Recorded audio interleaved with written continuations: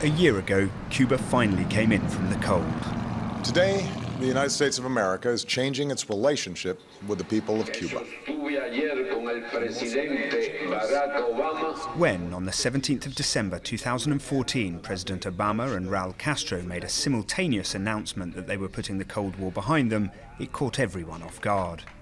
Only a handful of people knew what was coming, among them Jeffrey De Laurentiis, then head of the US mission in Cuba. Well, it was an extraordinary day, as you can imagine. I could feel from that very moment this palpable sense of excitement. You could just feel the sea change. There followed months of negotiations as both sides tried to put their mutual distrust aside. On the table were thorny issues: the future of Guantanamo Bay, the US economic embargo on the island, and Cuba's inclusion on a list of state sponsors of terror. Ladies and gentlemen, the Secretary of State. But by the summer, the old enemies had reached a point where diplomatic ties could be formally re-established and their respective embassies reopened. How did that feel for you to be leading the ceremonies on that morning?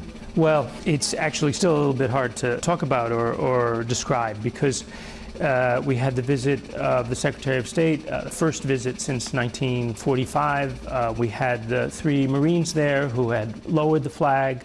We were reestablishing diplomatic relations. And when I went to the podium and said, "It is my great honor to welcome everyone to the Embassy of the United States in Havana,"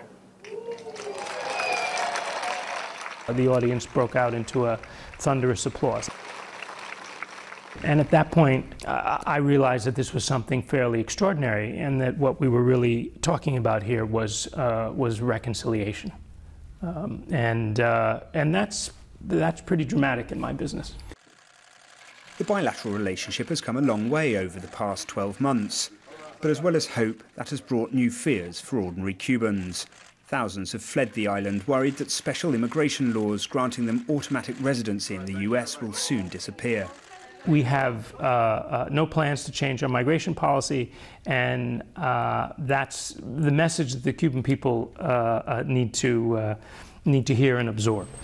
2015 was perhaps the most significant year in Cuba since the fall of the Berlin Wall. But within months there will be another president in the White House. The question now is whether that would undo all of the hard diplomatic work done in Cuba so far. Will Grant, BBC News, Havana.